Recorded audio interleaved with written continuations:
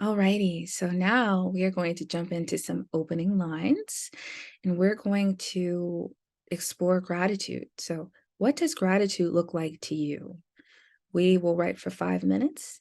Feel free to plug your answer into the chat or share aloud when you are ready. So, for 5 minutes, we'll listen to some music and we'll do some writing.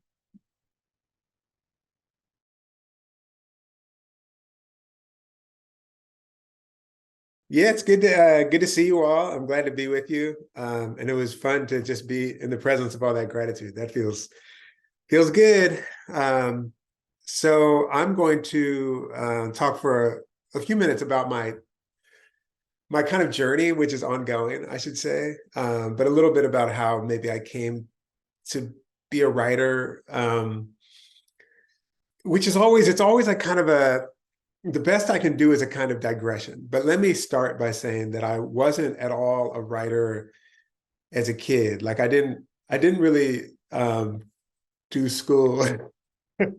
I went to school, but I didn't really do school. I was like the thing that was interesting to me about school was like getting out of it, and so I wasn't at all interested in class. I was interested in like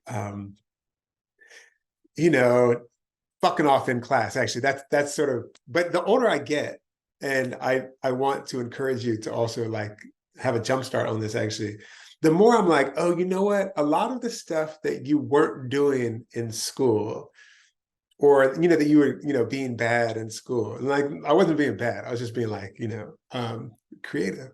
I'm like, oh, you were practicing. You were actually learning how to be a writer, how to be an artist, how to think sort of antagonistically, how to think outside of maybe a box or something. You were learning how to experiment. And so, for example, one time I was I had we had our lockers. I don't know if they still do lockers in high school, but I put my lunch in my locker, and I forgot that I'd left a piece of fruit in my locker, and I came back the next after the weekend, and there was fruit flies all kind of around my locker and in the hallway. And I was like, "Whoa, that's awesome." So then, like once a week, I just put a piece of fruit in my locker, and there would. Now, I know that that's like a pain in the ass, but when I look back at that little kid who was like, not very interested in school, I was interested in football and basketball. That's what I was interested in. I look back at that kid, I'm like, oh, you were interested in thinking and playing and experimenting. But school wasn't necessarily the setting for you, or maybe it was the setting in which you needed to sort of resist in some way. I'm not sure. And I have like 1,000 examples of that. But that's the long and short of that is to say that I wasn't thinking of myself as a writer at all until I got to college. And I was introduced to some poets, one poet in particular named Amiri Baraka, when I was very close to failing out of school, actually in college. I played football in college. But I had a professor, it's very moving actually, a white professor who he must have been able to tell that I was kind of like slipping in the class. And he gave me, I suspect there were maybe two non-white writers on this. It was a class of like 20th century American poetry or something. And I was the only, I'm going to think I was probably the only, maybe there was one other like not white, black kid in the class. And he took a risk and it was like, you're going to present on the black guy. And sometimes, certain scenes, it could be like, oh, you should have done that. He did me the best favor, and from that, I started reading poems very seriously. And then I started reading like across. I read all of Baraka, but then I started reading, Sylvia Plath and Mark Strand and Sonny Sanchez and Lucille Clifton and June Jordan and on and on and on.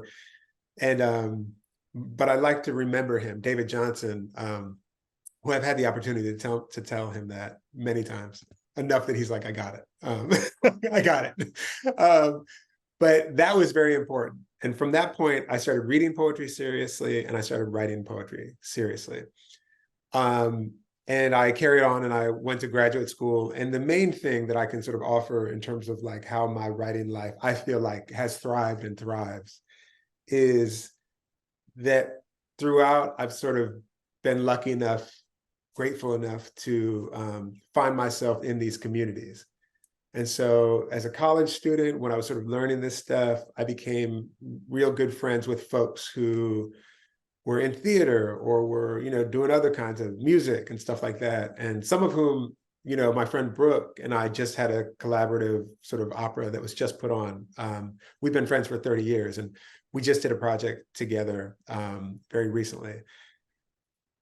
And then when I was in grad school, same thing happened. I had wonderful teachers, but I also made friends with people who cared about my work and about whose work I cared very deeply. And just this morning, I was reading new work to one of those people. His name is Patrick Rosal, one of my best friends, but someone without whom I don't know what my writing life would be at all. So that's, in a way, that's me saying that I think I can speak for me, but it seems when I look around to be true beyond me, that one of the most important things we can do as writers, but also as people, of course, is to like practice being in community, and whether that means, that means many things. And that might mean like showing up for people's readings, or like reading each other's work, or checking in on each other, or when someone's sick, dropping off soup, or, when someone needs a loan and you got the money, give them the loan, and blah, blah, blah, blah, on and on and on. It's simple. It can seem unsimple, but it's actually simple. It's kind of just what we do. And the same thing in the writing community. It's sort of like, oh, okay, like here's a reading I can set you up with. Let me do that. Or like, hey, I know this friend who's got a little chapbook press. Let me introduce you to them. Like, I love your work, or whatever. Sharing. That's kind of the deal. The last thing I wanted to say before, and I'm sure in the Q&A, other questions will show up. I've lately been thinking a lot about the music that I listened to as a kid. So there's sort of a famous, to me, and no one else, story about being a little kid and listening on headphones to Earth, Wind, and Fire's greatest hits and reading the lyrics.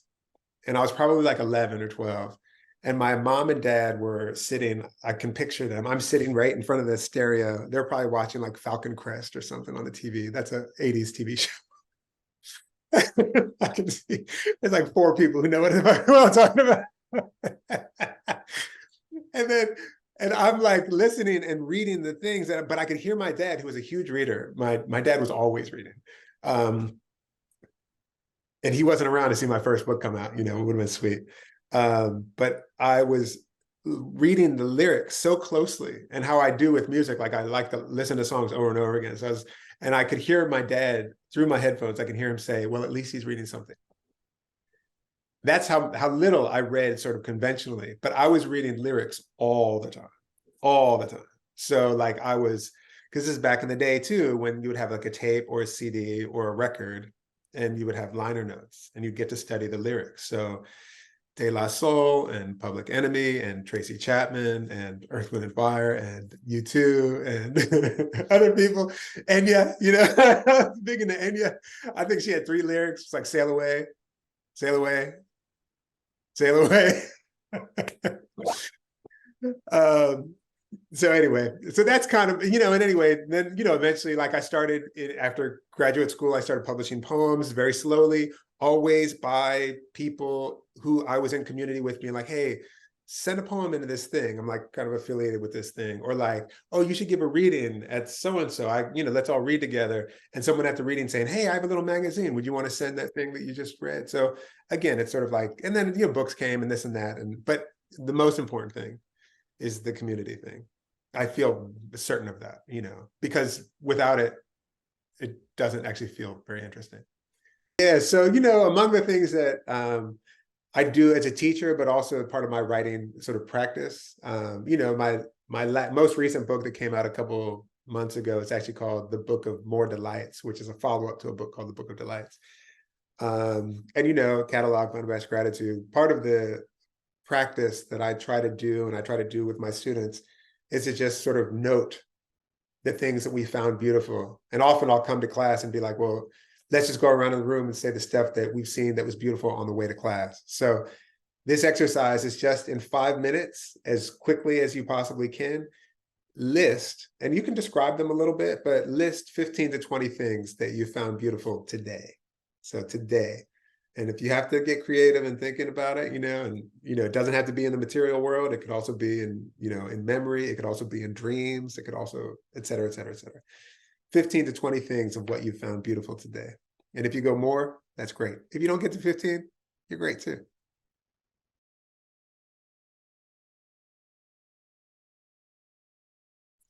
Yeah, so the next one is it's a sort of cousin to this, you could say, but like a little different. And the question is simply, another, we're just going to make a list, and it's just who has cared for you. And you could make it who has cared for you today, or you could just like make it a kind of, associative, like just pile up list of who has cared for you. But I would also say, like, let that who be the broadest kind of who that might be. So with, like, who is usually like the pronoun of people. But we could either like expand that or like imagine that we're all people, including the trees and the bugs and the microbes and the on and on and on. Oh, is that 5 minutes, Asia? Yes, 5 minutes.